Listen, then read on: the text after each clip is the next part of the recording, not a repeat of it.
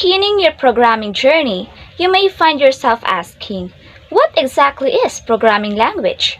Programming language is the tools we use to write instructions for computers to follow. But to answer this question further, let's start by picturing a computer. Computers are machines that takes an input and give an output. They are especially good at repeating tasks and performing calculations. Even though there are different types of computers like laptops, phones, and even the power in the little screen of your microwave oven, at the end of the day, all computers understand a common language: binary. Binary is a programming language made only of 1 and 0. The 1 and 0 represents an on and off in the billion of switches in the CPU chip. 1 combines the on and off switches represents data and instructions in how to complete complicated tasks and calculations. In this way, a computer's native tongue is binary. But as humans, it's hard to comprehend those 1 and zeros. At the glance, binary looks like nonsense to us. Programming languages allows to translate the abstract 1 and zeros into some things human can understand. So what are the basic concepts of programming languages? Good day everyone. So today we will talk about the 5 fundamental concepts of programming language, and you can figure out how these 5 concepts work. And you are most of the way to be able to learn a new language. So let's get started. Number 1, variable. By definition, a variable is a symbolic name or reference to some kind of information. This is similar to how a term used in math. For example, if you are using positive integers, then a plus b is always greater than a. In this scenario, a and b are both variables. In computer programming, variables allow code to operate for any value being represented by variables. But they can be more than just symbolic letters.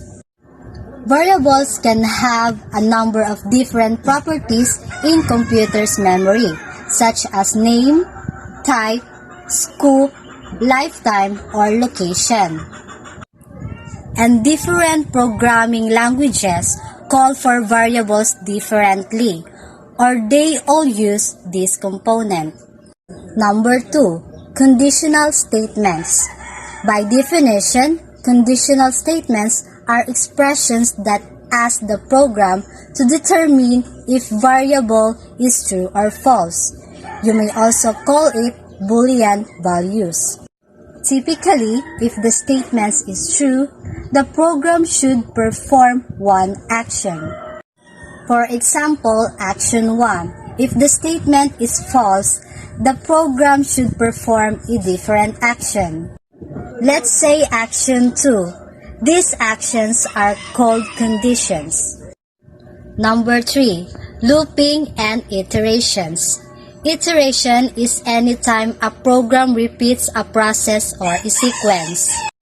Loops are common types of iterations in which a program performs a certain action for an infinite number of times until the new condition is met. These are frequently called as while loops because they often express that while a certain condition is true, the program should continue to a certain action until that condition is false or a new condition is true. Loops also make it possible for programs to do something else while a given process is running. Number 4 is data types and data structures. Data types helps classify what information a variable can hold and what can be done with it. Data types includes numbers, booleans, characters, and strings. On the other hand, data structure is a storage format that enables efficient access and modification of data. Data structures includes arrays or list hashes, dictionaries, and objects. Since computer program can tell the difference between data inputs that read 1, 2, 3, 4 and data input that read A, B, C, D. So they need to know the data type in order to differentiate between the two. So, meanwhile, the data structure is also a data type, but one dot contains unlimited numbers of names, subcategories. So, in this way, um, a program can parse individually data type while still treating the whole structure as one data type. So now, let's proceed to number 5, which is functions. So functions are self-contained modules of code that accomplish a particular task. So once a function is written, it can be called and used again and again. They operate like a black box data where data goes in, functions operate the data, and proceed the data comes out. So they also let you reuse the code rather than constant rewriting it, allowing you to think the program as a series of sub-steps. So recognizing these 5 steps will help you to start programming. And now let's move to the move on the domain of high level and a low level languages. Domain of high-level and low-level languages. The programming languages are divided into two types, low-level and high-level. Low-level is a language which machines understand and is of two types, assembly and machine language. High-level language are more user-friendly and closer to human language. There are of two types, procedure and object-oriented. Let's learn more about each of them. Machine language is the language which can directly run on the CPU. They are numeric, that means in series of bits, which are zeros and ones representing in instructions that the computer can understand. This makes tedious and are error-prone to write machine code manually. They are not portable means a machine language is specific to a particular type of machine only. Ultimately, all languages need to be translated to machine language. On top of it, we have assembly language.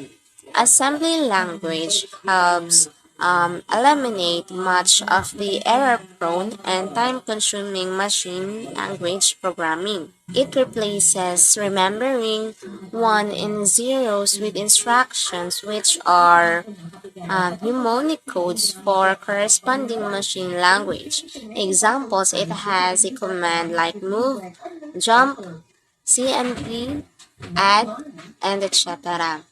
Each assembly language is specific to a particular computer architecture and sometimes to an operating system.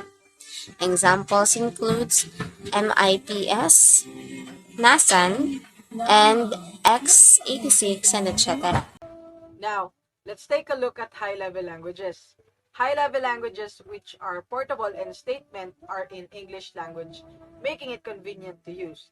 This includes C#, Java, Python, and etc. The amount of instruction provided defines how high level of programming languages. The high-level language are also two types. The first one is the procedural language and the second one is the object-oriented language.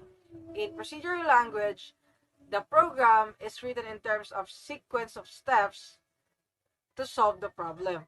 For example, It is the steps given in our recipes, morning steps that we are following when we wake up. And in object-oriented languages, programs are written as an interaction of functions between participating objects. For example, in the steps of morning Shindu, there are three objects. The first is I, the second is fridge, and the third is microwave. Each of them will maintain their own internal data and expose some functions which other can use. These functions are performed by each of them to perform a sequence of steps. Procedural language follow a top-down approach with more focus on functions, while object-oriented languages follow a bottom-up approach, where there is more focus on data. The disadvantage of procedural language is that data is not a secure code and it is interdependent, which makes reuse difficult. While in object-oriented languages, model real world, so it is easier to relate into helps in graphing data and functions in a class, which help build secure programs. Code is modular and can be extended for a reuse. A coordinated high-level language needs a compiler or interpreter to convert their code into machine languages. So let's understand the difference between the compiler and the interpreter. When you land in the world of computers with strange convoluted machine language, it's a bit like landing on another planet whose inhabitant speaks an equally strange convoluted alien language. Getting a mechanic on a planet gobbledygook to repair your spaceship would represent a same sort of problem that you have when you want to get a computer to do something. Everything you say has to be translated, and you have a choice between two different sorts of translator. One of them is called an interpreter, and the other one is called a compiler. Let's suppose that you've previously written out your list of instructions for the repair of your spaceship. And suppose you choose the interpreter to do the translating. Here reads your first instruction. Open lid of rocket engine, translate this in gobbledygook, gobbledygook, and immediately passes it on in the mechanic who executes the instructions. Then, the interpreter reads your second instruction. Remove spark plug. Translates this in a gobbledygook and passes it on the mechanic who executes it, and so on and so forth. Now, notice how the interpreter works. He stays with you all the time and he translates each of your instructions immediately, one by one. This is a rather slow process because the mechanic has to wait while each instruction is being translated. But on the other hand, it does give you a chance to correct your mistakes to go along. If the mechanic removed the wrong spark plug, for instance, you'll see this happen right away and you'll be able to change your instructions accordingly. Compare this with the way the second sort of translator, the compiler, goes about his work. He takes your complete list of instructions and without further ado, translates the whole law straight in the gobbledygook. He then hands them back to you and goes away, leaving you all your own. All this has taken some time, but from now on, things will go very fast. You hand a complete list of gobbledygook in the mechanic and then he executes them all in one go. Bang, bang, bang. There's no waiting about this time. But there's one disadvantage of this, of course. If there was a mistake in your instructions, it's too late now. This analogy comes very close to the way the interpreter and compiler translator programs actually work with your computer. An interpreter runs slowly, starts right away, and lets you see things are going, whereas a compiler takes extra preparation time before your program can run, but let it run very quickly and efficiently. To help you remember between the interpreter and a compiler, look at the words themselves. Inter means between. The interpreter is always between your program and the computer translates line by line. To compile, on the other hand, means to file together. A compiler files together your entire program and translate the whole thing all at once. Which one will you use in Planet Gobbledygook? It's entirely up to you. That would be all. Thank you.